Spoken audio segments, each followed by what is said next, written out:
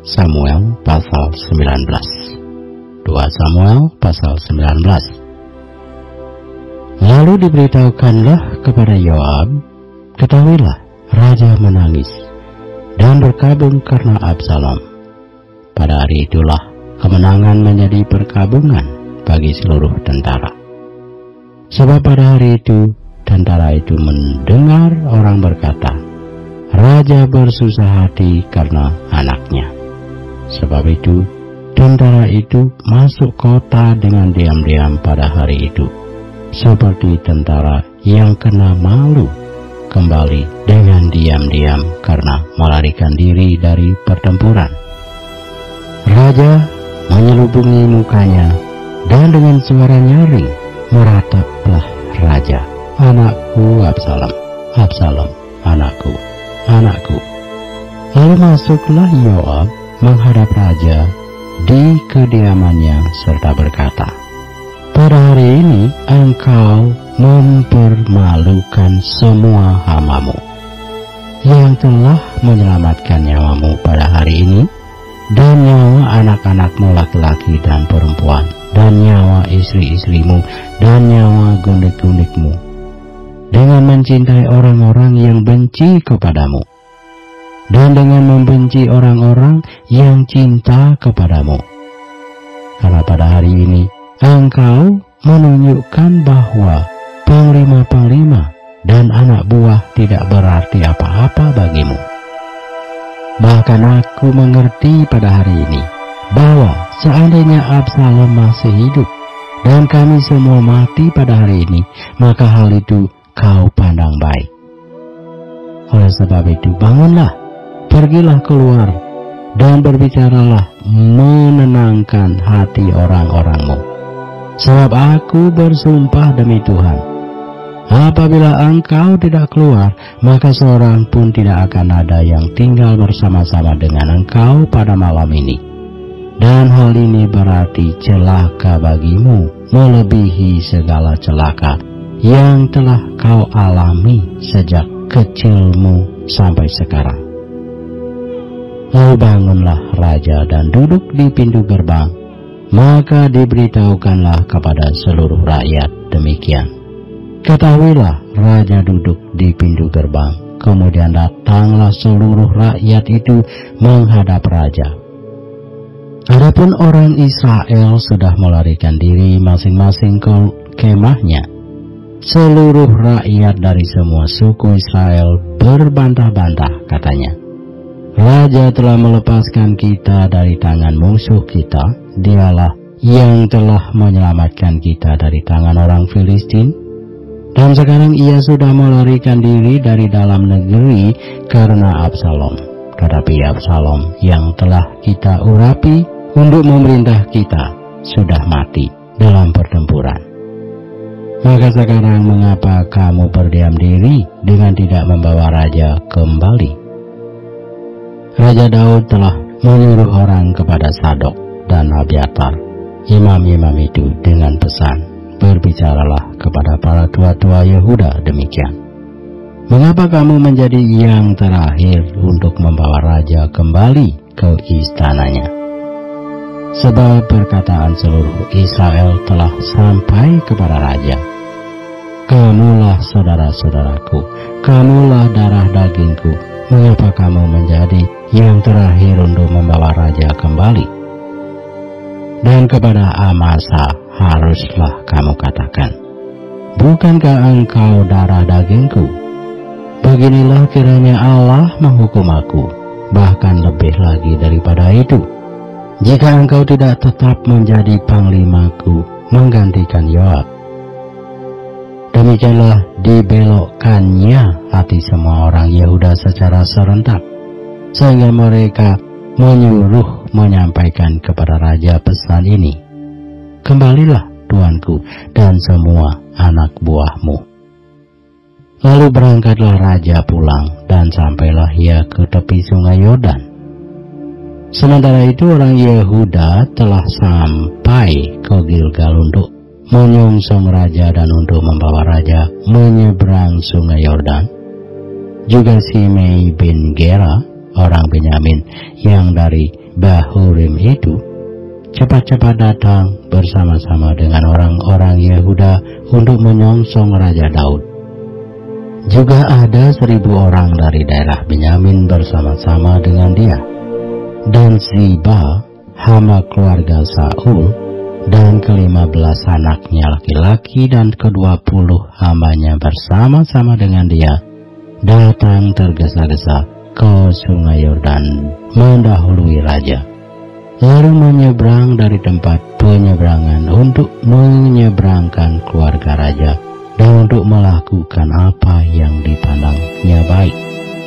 Maka Simei bin Gera sujud di depan raja ketika raja hendak menyeberangi sungai Yordan, dan berkata kepada raja, "Janganlah kiranya tuanku tetap memandang aku bersalah, dan janganlah kiranya tuanku mengingat kesalahan yang dilakukan hambamu ini pada hari tuanku raja keluar dari Yerusalem.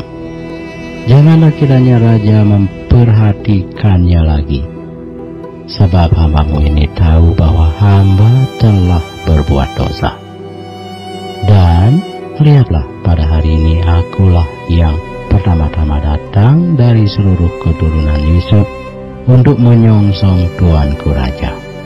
Lalu berbicaralah Abisai, anak Seruya, katanya, "Bukankah Simei patut dihukum mati, karena ia telah mengutuki orang yang diurapi Tuhan?" Tetapi Daud berkata, "Apakah urusanku dengan kamu, hai anak-anak Seruya, sehingga kamu pada hari ini menjadi lawanku? Masakan pada hari ini seorang dihukum mati di Israel? Sebab bukankah aku tahu bahwa aku pada hari ini adalah raja atas Israel?" Kemudian berkatalah raja kepada Simei, "Engkau tidak akan mati." Lalu raja bersumpah kepadanya. Juga Mephiboset bin Saul menyongsong raja. Ia tidak membersihkan kakinya dan tidak memelihara janggutnya, dan pakaiannya tidak dicucinya sejak raja pergi sampai hari ia pulang dengan selamat. Ketika ia dari Yerusalem menyongsong raja, bertanyalah raja kepadanya, "Mengapa engkau tidak pergi bersama-sama dengan aku, Mephiboset?" Jawabnya, "Ya tuanku raja, aku ditipu hambaku, sebab hambamu ini berkata kepadanya, 'Pelanailah keledai bagiku, supaya aku menungganginya dan pergi bersama-sama dengan raja, sebab hambamu ini timpang.' Ia telah memfitnahkan hambamu ini kepada tuanku raja, tetapi tuanku raja adalah seperti malaikat Allah. Sebab itu, perbuatlah apa yang tuanku pandang baik.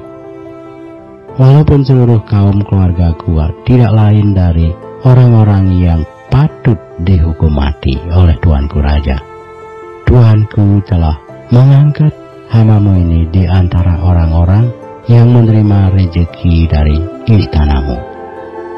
Apakah hakku lagi? Dan untuk apa aku mengadakan tuntutan lagi kepada raja?"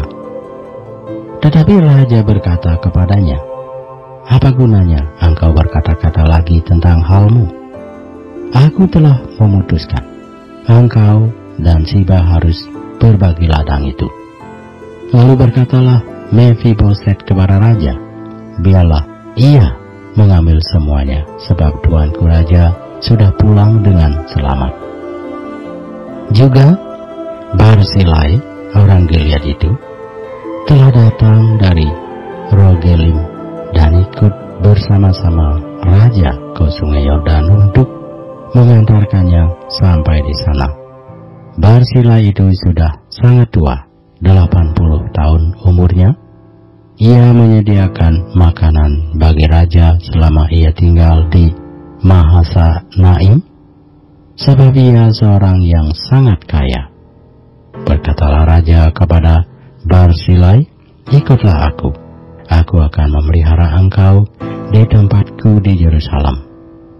Tetapi Barzilai menjawab raja, "Berapa tahun lagikah aku hidup, sehingga aku harus pergi bersama-sama dengan raja ke Yerusalem?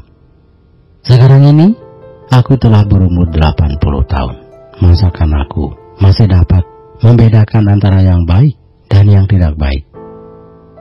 Atau masih dapatkah hamba-Mu ini merasai apa yang hamba makan atau apa yang hamba minum?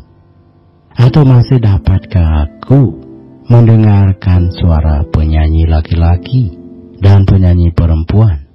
Apa gunanya hamba-Mu ini lagi menjadi beban bagi tuanku raja?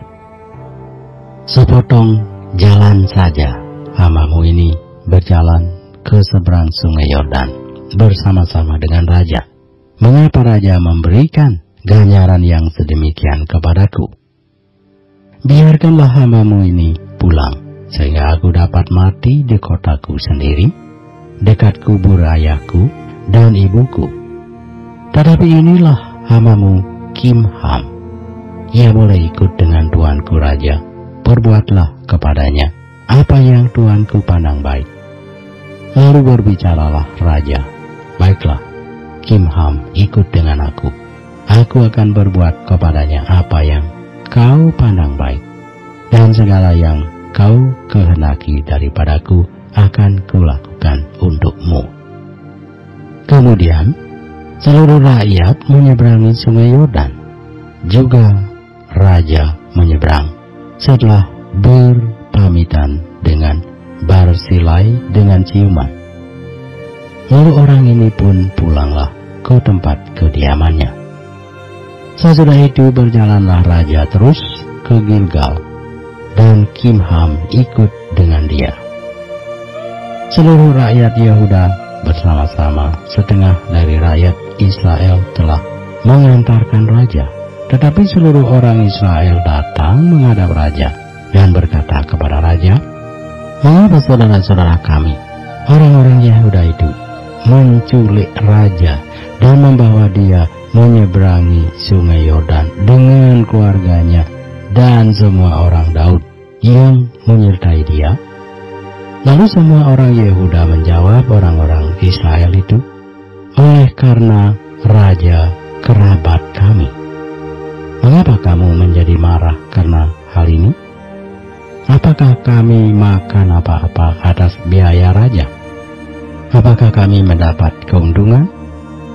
Tetapi orang-orang Israel itu menjawab orang-orang Yehuda, "Kami 10 kali lebih berhak atas raja. Sebagai anak sulung kami melebihi kamu. Mengapa kamu memandang kami rendah? Bukankah kami yang pertama-tama harus membawa raja kami kembali?" Tetapi perkataan orang-orang Yehuda itu lebih pedas daripada perkataan orang-orang Israel.